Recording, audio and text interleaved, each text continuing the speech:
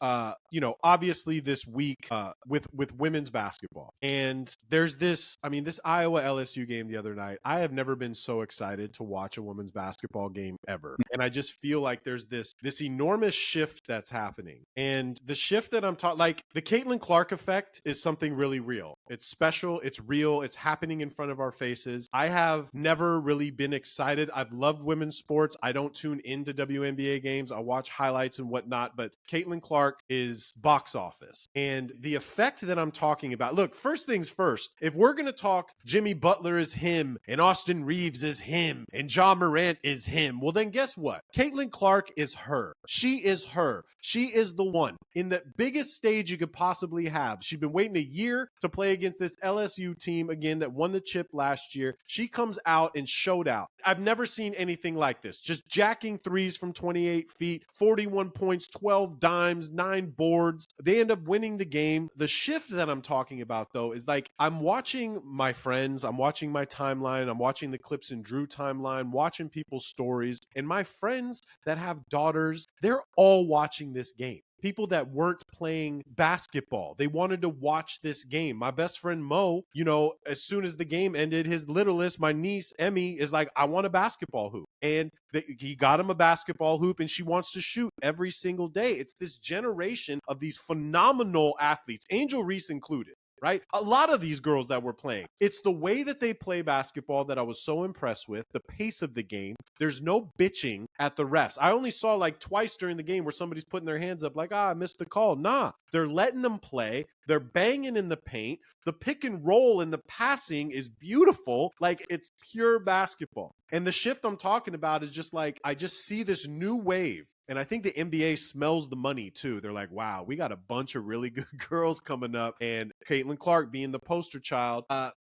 It's beautiful, man. And I'm so excited to watch this next game too. And Drew, 12 million viewers watched this game. It peaked at 16 million. It had more viewers than the 20 NBA Finals, the 22 World Series, Big Ten, Pac football championships, Orange Bowl, Cotton Bowl, Peach Bowl, Poke Bowl, Bong Bowl, you name the bowl, it got more views than it. And I just think the proof is in the pudding. It means that many more people are watching the game. Basketball fans like me and you are watching the game and tuning into women's sports. I think a lot of it can go back to Kobe too, right? Kobe was the main guy that makes me think about how much I'd like to see Gigi go on this path.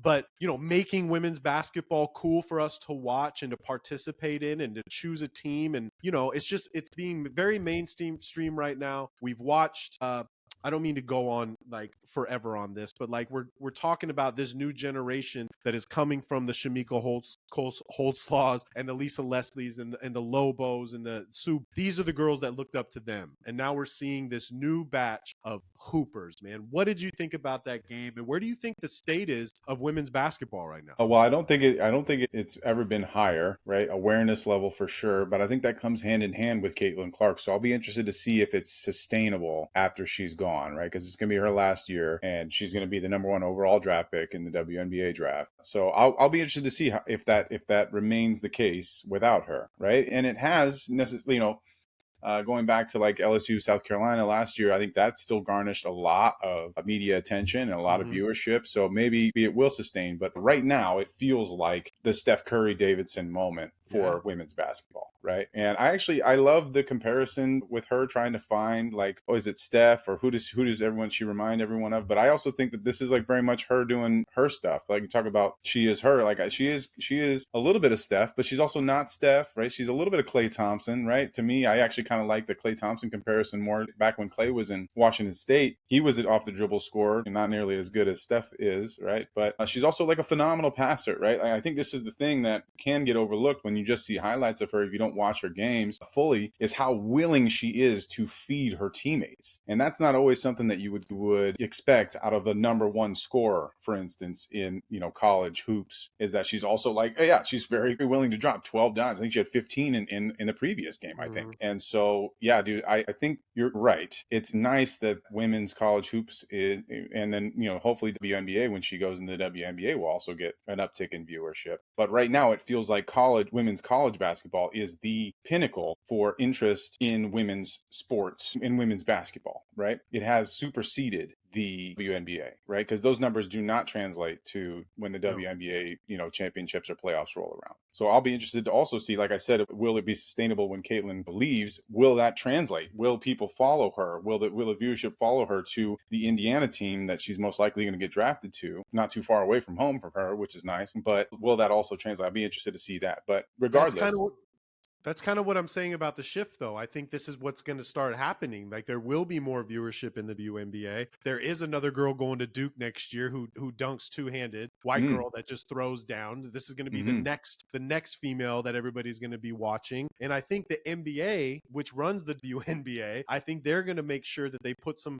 finances in front to it so that they'll notice these girls. So interestingly enough, there has been a lot of talk. I don't know how formal this has been all the way played out yet, but there's a lot of talk that the WNBA is trying to secede from the NBA and become their own entity. I think they may be trying to do exactly what you're talking about, capitalize on Caitlin Clark and the up and coming, players that are going to be, because I think Paige Buckets for UConn, I think is a senior this year. I think she's probably going to go. Cameron Brink from Stanford, she's going to go. Angel Reese just announced that she's going to go to the WNBA. So maybe they're trying to take this momentum and actually turn it into something where they can kind of earn their own money and be a separate entity, which is cool. And I think the NBA will let them do that if they think that they have the financial grounding to do so. But that'll be an interesting development too. I think it will coincide with how this very next season plays out, with all four of those girls that I just listed making their way into the WNBA. They'll be watching, right? Because also, my guess is that the WNBA will be a part of whatever deal right now. If they stay under the NBA, they would be a part of whatever viewership deal, I believe, that may extend to the WNBA, whatever viewership deal the NBA makes with the TV rights. Well, that's where media rights.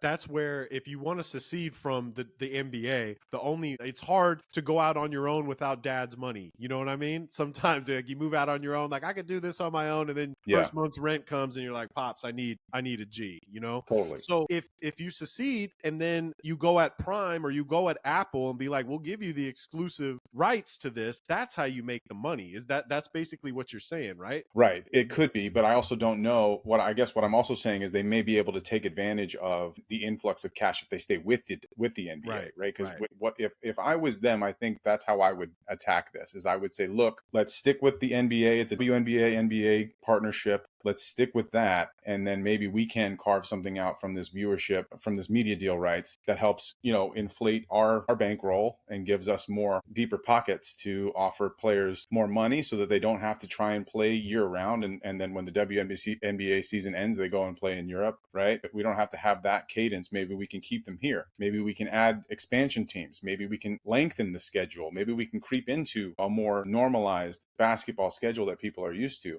Because right now they still occupy this very short window between the end of the NBA season and the beginning of the NBA season. They take the off season, and that's when the WNBA plays. So I'll be interested to see how that all works in the next year for sure. But back to the point at hand, which is Caitlin Clark is an incredible basketball player. I'm very happy that she's getting all the praise. I'm super stoked at her performance in beating LSU, a very formidable team, the defending champions, who put up a hell of a fight. But not only Caitlin, her teammates in that game really elevated their play as well. So real tip of the cap to Iowa.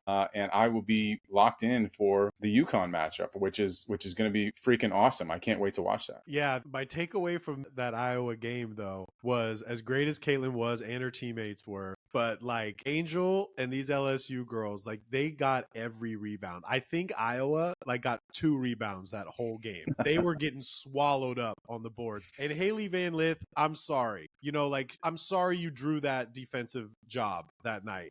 She's given up a lot of. Caitlin's legit 6 feet. Mm-hmm. Haley's smaller than that, 5'7" and whatnot. And I was having this conversation with my boy yesterday, who's big into women's basketball. And she's like, he's like, yeah, Haley's like the KD of the NBA because, she played at Louisville and then hopped in the portal to join the championship team, LSU. And then today it was announced that Haley's entering the portal again to go somewhere else. She's like, nah, I'm cool on this. And you know what else is funny, Drew? And I'm going to say it. People might get pissed off at me. the memes were hilarious for Haley. Like the memes that were coming out about how she got cooked were hilarious, and people were like, "Take it easy on her. She tried her best." Nah, you get the memes too. Okay, you get the memes too. We all get them. If this happened in college basketball or the NBA, you're getting Jordan Poole memed. You're getting Ask, memed all over the place. ask Tyronn Lue. Ask Tyronn Lue what he Thank thinks you. about a moment in time. Thank you. And guess what? Like the funny thing is when her and Angel were both putting their hands up, like the MJ meme, it's the reverse MJ meme. Like it's the defenders being like, I can't do anything about it. No. That's how good Caitlin is, man. And I just think the more men that are watching women's basketball is where you know where the trend is going. That's what I think. And I just think it's great for the younger girls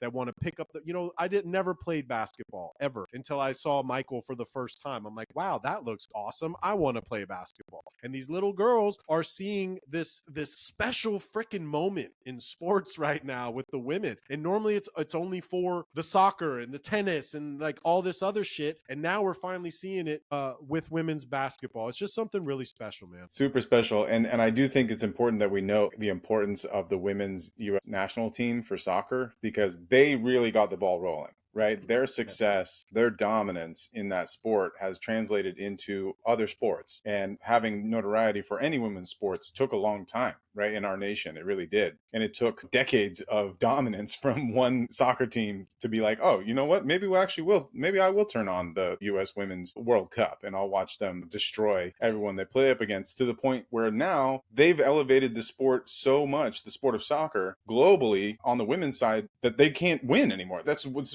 happening, right? Like they've done so good at elevating young girls to believe in themselves, to pursue the athletic dream around the world, that we are now struggling to dominate the way that we did in decades past. And that's kind of what I kind of expect that to be the case in women's basketball, right? Like the way that, in translating that into the NBA realm right now, on the men's side, 7 of the top 10 best players in the world are not American right now. That's how much the game has expanded on the men's side internationally. I expect that to also be the case on the women's side. Like, I wouldn't be shocked if we start to see, women from all over the world, but especially like Europe and Africa and Asia. Like, you know what I mean? Like, who knows how much longer American like Caitlin Clark will be on the mountaintop. It could be the next female version of Luka coming over, or Jokic coming over, which will be exciting too. But for right now, America is definitely the most dominant force in the women's game. Well, the NBA would love for that to start happening. Getting these imports that can just hoop and expand the global vision of the that may be the problem with the NBA as we get to that point. Again, this is a little bit far-reaching and down the road, but right now I'm sure that there's a litany of women that are playing in Russia or in Spain or wherever, whatever the normal season is for women's basketball, Italy, that are really ballers, right? That we just don't see over here, because they're like, why would I play in the off season in this league when I make more money and I'm closer to home and all that stuff in Europe? So maybe there's got to be some recourse for that. But again, I digress. That's way down the line. I just want to reiterate one more time, like 41 points and 9 3-pointers in the game. Yeah. In her biggest game of her career, a revenge game. She came out. Her poise is absolutely phenomenal. She knew what the job she needed to do. They went up, they went down, and then they came back and crushed it. And, Angel Reese fouled out on a kind of a BS foul. But it was just something special, man. And I'm really excited to see her and Paige go at it, because Paige is nice and Juju's nice. And a lot of these women should be in the WNBA, but they're not allowed to until they're 22 years old, which is weird. It should be, if they're good enough, let them go. Let them go play. I had this conversation, and then they have 48 hours to announce if they're going to the NBA after their final That's game. crazy. It is crazy. Like, I'm sure Angel already had her mind made up. Like, if we lose this game, I'm going to go, I'm going to go pro and whatnot. But like sometimes you need things to process, man. It's a big decision.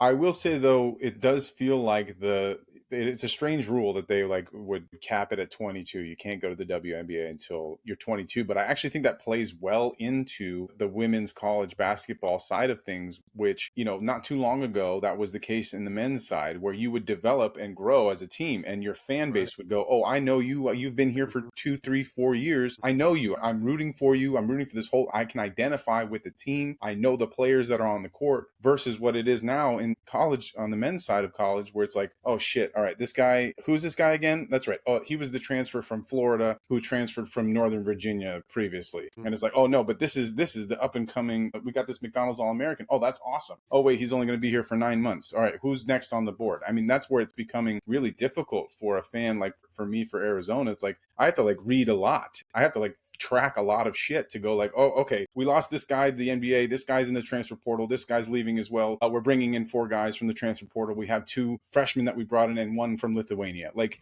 it's really, really hard to track. So I do think maybe it's actually helpful to have that cap at 22 for the atmosphere of the college game and to, develop a relationship with these teams that they can with that system in play.